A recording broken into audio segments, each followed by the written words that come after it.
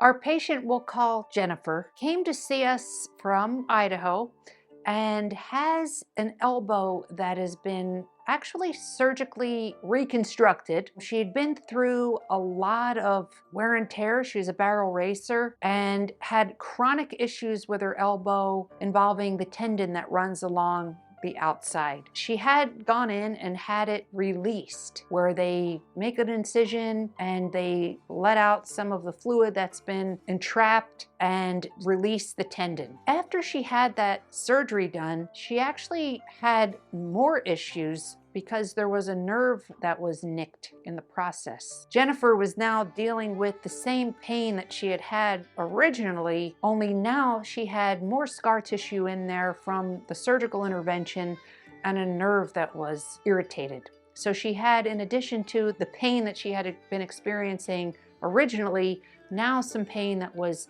drifting down into her fingers. She had gone back to her original doctor and he said there was really nothing more that can be done.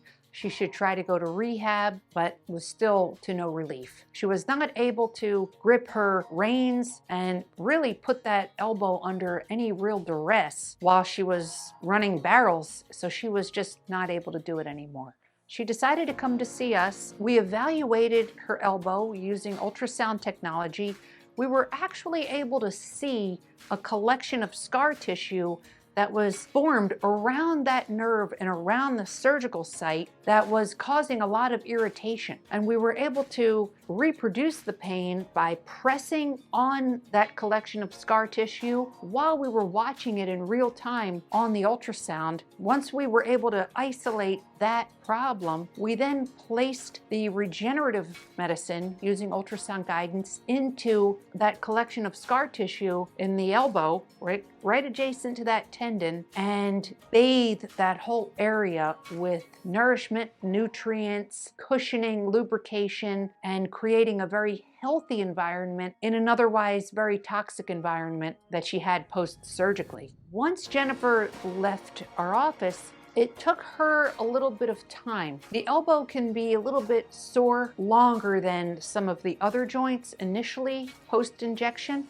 After about 2.5 weeks, Jennifer then began to start to resume some exercises with the elbow and noticed that the pain was diminishing more and more until she got to the point where she went back to barrel racing and holding on to her horn. She had no interference of pain and her elbow is doing fantastic. She is actually one of our most exciting cases because she was told by her surgeon that there was really nothing more that they can do. They did x-rays and she even had a follow-up MRI which showed that everything was lined up just right post-surgery and there was nothing more that they could do. And that is extremely frustrating to hear for a patient. You don't know if you're wishing that there was something that they found that can be fixed or that there's nothing wrong, but now you have to just kind of deal with what you've got. Jennifer was a great story. She went on to have a great result and we were able to fix her elbow up when she was told there was nothing more that can be done. The Idaho elbow usually consists of chronic tendinosis, we call it, which is a little bit more than tendinitis. It's when you've got some micro tears